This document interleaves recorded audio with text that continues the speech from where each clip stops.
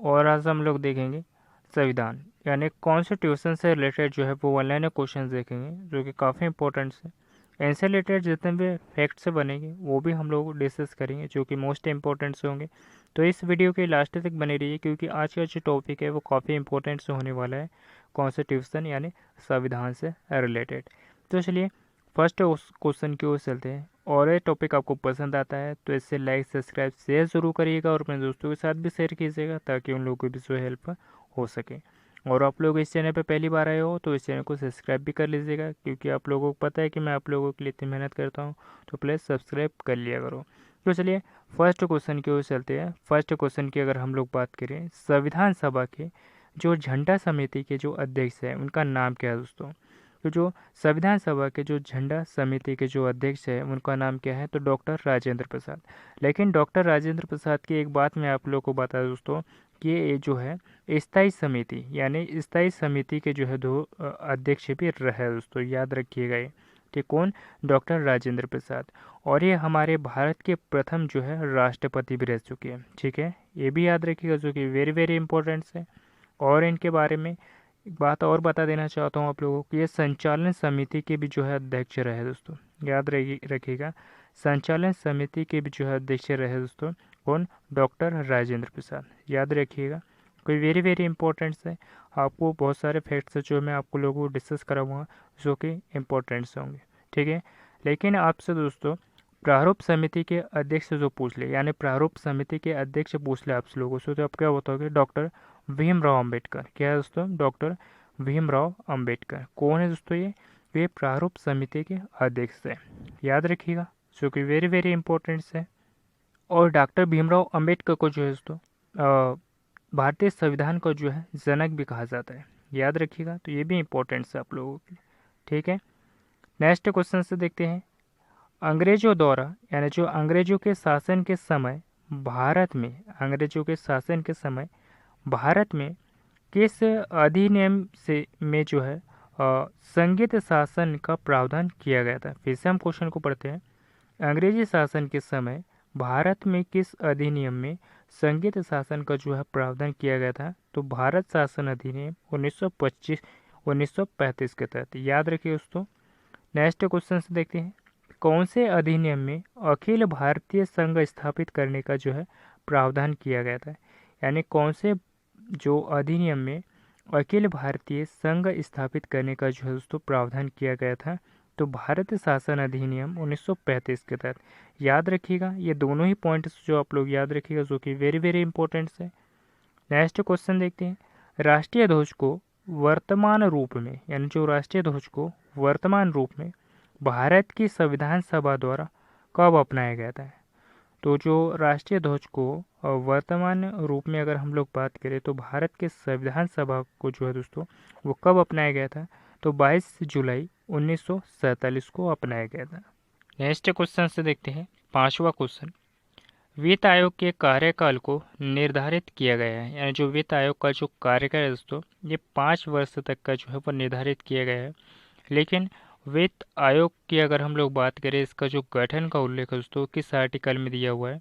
तो ये 280 आर्टिकल में दिया हुआ है, याद रखिएगा दोस्तों। 280 आर्टिकल में जो है दिया गया है वित्त आयोग का उल्लेख, याद रखिएगा जो कि वेरी वेरी इंपॉर्टेंट सा है। नेक्स्ट क्वेश्चन देखते हैं। छठवां क्वेश्चन। राज्यों के राजस्व में सहायता और अनुदान के लिए भारत के संचित निधि को कौन विनियमित करता है दोस्तों? तो भारत की जो संचित निधि को जो है वो कौन विनियमित करता है? तो ये वित्त आयोग करता है, याद रखिएगा। नेक्स्ट क्वेश्चन देखते हैं। नीति आयोग के अध्यक्ष का नाम बताइए यानी जो नीति आयोग का जो अध्यक्ष कौन है दोस्तों? जो नीति आयोग को जो अध्यक्ष होते हैं वो प्रधानमंत्री होते हैं, याद रखिएगा। और योजना आयोग के अध्यक्ष भी कौन होते हैं दोस्तों? कौन होते हैं? तो ये भी जो है प्रधानमंत्री होते हैं, याद रखिएगा जो कि वेरी वेरी इंपॉर्टेंट है। जितने भी मैं आप लोगों को जो है फैक्ट्स बताता हूँ सारे के सारे जो है आप लोग याद रखिएगा जो कि वेरी इंपॉर्टेंट होते हैं। नेक्स्ट क्वेश्चन से देखते हैं। भारतीय संविधान की पूरी तरह से कब प्रचलन में आया? जो भारतीय संविधान दोस्तों ये पूरी तरह से अगर हम लोग बात करें तो जो है कब प्रचलन में आया? तो 26 जनवरी 1950 को। कब जो है प्रचलन में आया दोस्तों? 26 जनवरी 1950 को। लेकिन आपसे ये पूछ ले कि जो भारत का संविधान है दोस्तों भारत का संविधान जो है कितने साल में बनकर तैयार हुआ दोस्तों? तो याद रखिएगा 2 साल 11 महीने, 2 साल 11 महीने 18 दिन में जो है दोस्तों ये बन के तैयार हुआ था। याद रखिएगा, वेरी वेरी इंपॉर्टेंट है। और ये जब बनकर तैयार हो गया दोस्तों, तो इस पे जो है हस्ताक्षर जो है कब किए गए थे? तो 26 नवंबर, कब किए गए दोस्तों? तो 26 नवंबर 1949 को जो है हस्ताक्षर किए गए थे इस पे। और इस जो संविधान को जो है दोस्तों ये बनकर जो है वो तैयार जो है कब हो गया था? तो ये भी जो है दोस्तों 26 नवंबर 1949 को जो है हस्ताक्षर और बनकर जो है तैयार हो गया था। और इसे लागू जो है वो कब कर दिया गया था? तो 26 जनवरी 1950 को जो है ये लागू कर दिया गया था। याद रखिएगा। और इसी के दिन से जो है दोस्तों हमारे देश में जो है 26 जनवरी जो है मनाना तैयार, यानी जो है उत्सव मनाने का मतलब 26 जनवरी मनाना चालू हुआ है। याद रखिएगा, वेरी वेरी इंपॉर्टेंट है। नेक्स्ट क्वेश्चन देखते हैं, यानी 9वां क्वेश्चन। न्यायाधीशों की सेना निवृत्ति, यानी जो न्यायाधीश होते हैं हाई कोर्ट में, इनकी सेवानिवृत्ति की जो आयु है वो सर्वोच्च न्यायालय के लिए कितनी है दोस्तों? तो सर्वोच्च न्यायालय की जो है कितनी है दोस्तों? तो ये 65 वर्ष, 65 वर्ष तक का जो है दोस्तों ये अपने पद पर जो है बने रह सकते हैं। याद रखिएगा। और इनके जो है मतलब जो न्यायाधीश होते हैं इनकी अगर हम लोग बात करें, और इन सर्वोच्च न्यायालय के जो न्यायाधीश होते हैं इनकी अगर हम लोग बात करें दोस्तों, तो इसमें जो है एक न्यायाधीश होता है और 30 जो है वो अन्य न्यायाधीश होते हैं। याद रखिए 30 जो है वो अन्य न्यायाधीश होते हैं। और इनके अगर हम लोग बात करें दोस्तों, इन न्यायाधीशों की नियुक्ति जो है वो कौन करता है? तो इनकी जो नियुक्ति दोस्तों राष्ट्रपति करता है। याद रखिएगा, जो कि वेरी वेरी इंपॉर्टेंट है। फैक्ट्स जो है आप लोग याद रखिएगा। और इनकी जो मतलब जो न्यायाधीश होते हैं दोस्तों, मतलब जो हाई कोर्ट का न्यायाधीश बनने के लिए जो है वो योग्यता क्या होनी चाहिए? तो ये भारत का नागरिक होना चाहिए। और इसमें अगर हम लोग बात करें तो 2 या 2 से अधिक न्यायालयों में लगातार कम से कम 5 वर्ष है, कम से कम जो है 5 वर्ष है न्यायाधीश के रूप में जो है वो कार्य कर चुका हो और 10 वर्ष तक अधिवक्ता जो है वो रह चुका हो और राष्ट्रपति की दृष्टि में जो है वो कानून का उच्च कोटि का ज्ञाता हो दोस्तों। बस इतने पॉइंट्स जो है दोस्तों इसमें होना चाहिए जो कि सर्वोच्च न्यायालय का न्यायाधीश बनने के लिए, यानी हाई कोर्ट का। ठीक है, याद रखिएगा। और इसके जो पद कितने साल तक रह सकता है ये? तो 65 वर्ष की आयु तक यही रह सकता है, यानी 65 साल तक। ठीक है, याद रखिएगा, जो कि वेरी वेरी इंपॉर्टेंट से है। नेक्स्ट क्वेश्चन देखते हैं, यानी 10वां क्वेश्चन। भारतीय संविधान में राज्यपाल को मनोनीत करने की जो प्रक्रिया है किस देश के संविधान का अनुसरण करते हुए किया गया दोस्तों? तो ये कनाडा के। याद रखिएगा। फिर से मैं आपको क्वेश्चन जो है पढ़ के बता देता हूँ कि जो भारतीय संविधान में जो राज्यपाल को मनोनीत करने की जो प्रक्रिया होती है वो देश के किस संविधान से ली गई दोस्तों? तो ये कनाडा के संविधान से जो है वो ली गई है। लेकिन आपसे ये पूछ ले कि जो नीति निर्देशक तत्व है वो किस देश से लिए गए हैं? तो ये आयरलैंड से लिए गए हैं। कहाँ से लिए गए हैं? तो आयरलैंड से लिए गए हैं। और आपातकाल का जो उपबंध है वो किससे लिया गया दोस्तों? तो ये जर्मनी से लिया गया है। याद रखिएगा। और फ्रांस से जो है क्या लिया गया दोस्तों? तो फ्रांस से जो है गणतंत्र जो लिया गया, याद रखिएगा। और भी ऐसी बहुत सी चीज़ें हैं दोस्तों जो कि दूसरे कंट्री से जो है हमारे यहाँ पे ली गई है। तो इसके सबके बारे में जो है आप लोग थोड़ा देख लीजिएगा, जो कि वेरी वेरी इंपॉर्टेंट है। नेक्स्ट क्वेश्चन से देखते हैं। संसद का सदस्य न होने पर किसी भी व्यक्ति को अधिकतम कितने समय तक जो है वो केंद्रीय मंत्री के पद पर रखा जा सकता है दोस्तों? तो ये 6 महीने तक।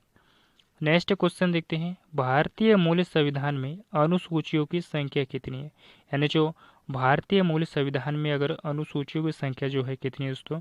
तो 8 अनुसूचियाँ थी पहले, लेकिन अब कितनी दोस्तों वर्तमान में? तो वर्तमान में अगर हम लोग बात करें दोस्तों, तो वर्तमान में जो है 12 अनुसूचियाँ। याद रखिएगा, 12 अनुसूचियाँ है। ठीक है। और अनुच्छेद कितने हैं? तो 395 अनुच्छेद है दोस्तों, यानी 395 आर्टिकल्स है। नेक्स्ट क्वेश्चन देखते हैं, 13वां क्वेश्चन। भारत के मूल संविधान में कुल कितने अनुच्छेद हैं? तो 395 अनुच्छेद है। नेक्स्ट क्वेश्चन देखते हैं। संविधान की आत्मा कहलाए जाने वाले भारतीय संविधान के कौन से भागों को कहा जाता है, यानी जो संविधान की आत्मा कहलाए जाने वाले जो भारतीय संविधान को जो है वो कौन सा भाग को कहा जाता है, तो ये उद्देशिका। नेक्स्ट क्वेश्चन से देखते हैं, कानूनी विषयों पर भारत सरकार को कौन परामर्श देता है, यानी जो कानूनी विषय पर अगर हम लोग बात करें तो जो भारत सरकार को जो है वो कौन परामर्श देता है, तो ये महान्यायवादी, यानी जिसे हम अटॉर्नी जनरल भी कहते हैं। ठीक है, नेक्स्ट क्वेश्चन देखते हैं, भारत का उपराष्ट्रपति किसको संबोधित करते हुए अपना त्यागपत्र देता है, यानी जो भारत का राष्ट्रपति जो है दोस्तों किसको संबोधित करते हुए जो अपना त्यागपत्र देता है, तो ये उपराष्ट्रपति को देता है। लेकिन उपराष्ट्रपति जो अपना त्यागपत्र किसको देता है दोस्तों, तो ये भी जो है राष्ट्रपति को देगा, याद रखिएगा। और राष्ट्रपति के बारे में जो है हम बात करें, उपराष्ट्रपति की अगर हम लोग बात करें दोस्तों, तो इनको जो है पद, यानी जो पद की जो शपथ कौन दिलाता है दोस्तों, ये वेरी वेरी इंपॉर्टेंट पॉइंट्स है। तो जो हाई कोर्ट के जो मुख्य न्यायाधीश होते हैं दोस्तों, हाई कोर्ट के जो मुख्य न्यायाधीश होते हैं, ये इनको जो है शपथ दिलाते दोस्तों राष्ट्रपति को, याद रखिएगा। और राष्ट्रपति बनने के लिए जो है दोस्तों, यानी जो राष्ट्रपति बनने के लिए जो है, तो इन्हें जो है जो राष्ट्रपति को जो है मुख्य न्यायाधीश जो है वो शपथ दिलाते हैं। और इनके अगर हम लोग बात करें तो इनका जो कार्यकाल होता है वो 5 वर्षों का होता है, याद रखिएगा, जो कि वेरी वेरी इंपॉर्टेंट्स है। और इनकी अगर हम लोग बात करें दोस्तों राष्ट्रपति की, तो इनका जो पद, यानी जो इनको अगर जो पद है दोस्तों, इनकी जो योग्यता, यानी जॉब पाने के लिए जो दोस्तों कितनी योग्यता होनी चाहिए, तो ये भारत का नागरिक होना चाहिए, भारत का, और 35 वर्ष की आयु जो है पूरी कर चुका हो, और लोकसभा का सदस्य निर्वाचित होने की जो है योग्यता रखता हो। ये सभी जो है दोस्तों जो गुण है इनमें होना चाहिए। और भी जो है जैसे कि मैं आप लोगों को बताना चाहूँगा, इसमें किसी भी सरकारी लाभ के पद पर जो है वो आसीन नहीं होना चाहिए, याद रखिएगा। तो ये सभी जो है, और ये किसी भी प्रकार का जो है पागल दिवालिया ना हो, यानी किसी भी प्रकार का जो है मेंटल स्थिति में ना हो। ठीक है, तो ये सभी जो योग्यता। नेक्स्ट क्वेश्चन से देखते हैं, केंद्र सरकार का प्रमुख किसे माना जाता है, यानी जो केंद्र सरकार का जो प्रमुख है वो किसे माना जाता है, तो प्रधानमंत्री को माना जाता है। नेक्स्ट क्वेश्चन से देखते हैं 18वां क्वेश्चन, भारत का प्रधानमंत्री बनने के लिए, यानी जो भारत का प्रधानमंत्री बनने के लिए कम से कम कितने वर्ष की आयु होना चाहिए, तो कम से कम जो है दोस्तों 25 वर्ष की जो है आयु होना चाहिए भारत का प्रधानमंत्री बनने के लिए। और जो भारत के प्रधानमंत्री कौन थे दोस्तों, तो पंडित जवाहरलाल नेहरू। कौन थे, तो पंडित जवाहरलाल नेहरू थे। लेकिन आपसे ये पूछ ले कि महिला कौन थी प्रथम प्रधानमंत्री, तो कौन थी, इंदिरा गांधी, याद रखिए, जो कि वेरी वेरी इंपॉर्टेंट है। नेक्स्ट क्वेश्चन से देखते हैं 19वां क्वेश्चन, लोकसभा अध्यक्ष अपना जो त्यागपत्र है वो किससे देता है, तो ये लोकसभा उपाध्यक्ष को देता है। नेक्स्ट क्वेश्चन से देखते हैं, राज्यसभा की सदस्य संख्या अधिकतम कितनी निर्धारित की गई, यानी जो राज्यसभा की जो सदस्य की जो संख्या है वो अधिकतम कितनी जो है वो निर्धारित की गई है, तो 250।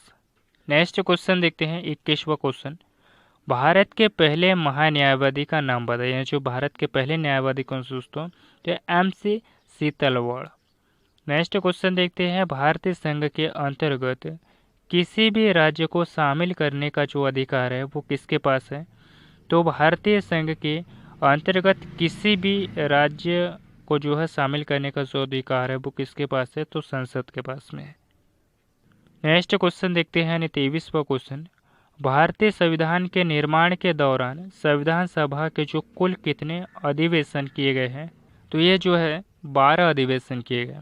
नेक्स्ट क्वेश्चन देखते हैं, मौलिक कर्तव्यों को भारतीय संविधान में किस देश के संविधान का अनुसरण करते हुए लिए गए दोस्तों, तो रूस के संविधान से।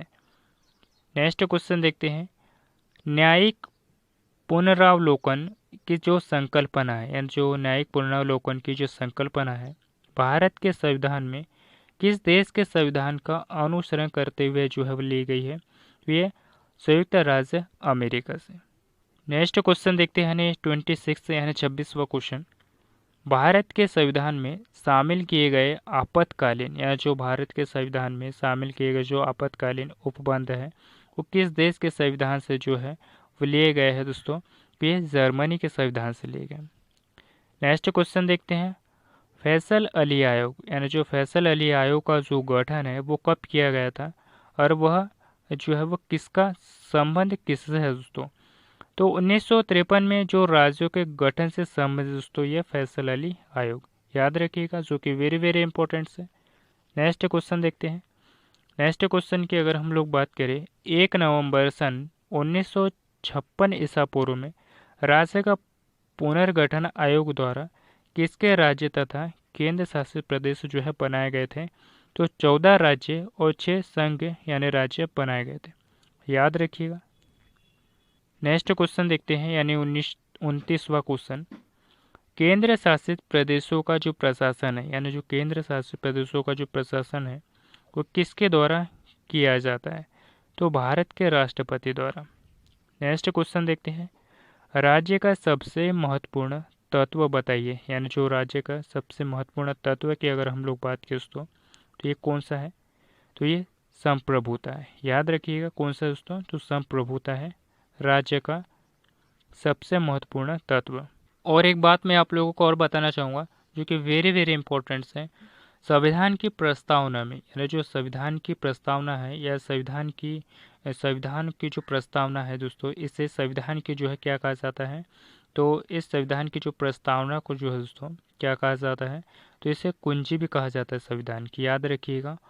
और जो संविधान की जो प्रस्तावना में जो समाजवादी शब्द जोड़े गए दोस्तों, यानी जो समाजवादी जो शब्द जोड़े गए हैं, और धर्मनिरपेक्षता, यानी धर्मनिरपेक्षता और अखंडता जो शब्द जोड़ा गया दोस्तों, ये 42वें संविधान संशोधन के तहत जोड़े गए। तो ये पॉइंट्स जो है आप लोग याद रखिएगा, जो कि वेरी वेरी इंपॉर्टेंट्स है। और फिलहाल आज के लिए इतना ही। और ये टॉपिक कैसा लगा मुझे कमेंट बॉक्स में ज़रूर बताइएगा, और इस वीडियो को अपने दोस्तों के साथ भी शेयर कीजिएगा ताकि उन लोगों को भी जो है हेल्प हो सके। और इस चैनल पे पहली बार आए हो तो इस चैनल को सब्सक्राइब भी कर लीजिएगा, क्योंकि मैं आप लोगों के लिए इतनी मेहनत करता हूँ, तो प्लीज़ सब्सक्राइब कर लिया करो। और अपने दोस्तों के साथ भी शेयर कीजिएगा ज़्यादा से ज़्यादा इस वीडियो को, ताकि उन लोगों की भी जो हेल्प हो सके। मिलते हैं किसी नेक्स्ट टॉपिक पे। धन्यवाद।